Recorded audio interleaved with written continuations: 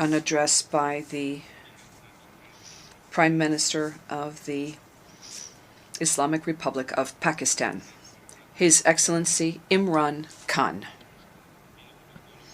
May I request protocol to escort His Excellency. I have great pleasure in welcoming His Excellency Prime Minister of the Islamic Republic of Pakistan, and I invite him to address the General Assembly. Bismillah ar-Rahman ar-Rahim. Iyyaka na'budu wa iyyaka nasta'in. Mr. President, Honorable Secretary General, Excellencies, ladies and gentlemen,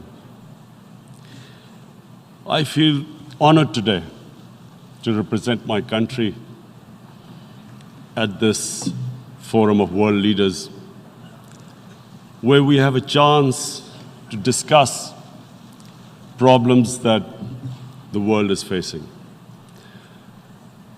I want to talk about a lot of problems, but just 4 today.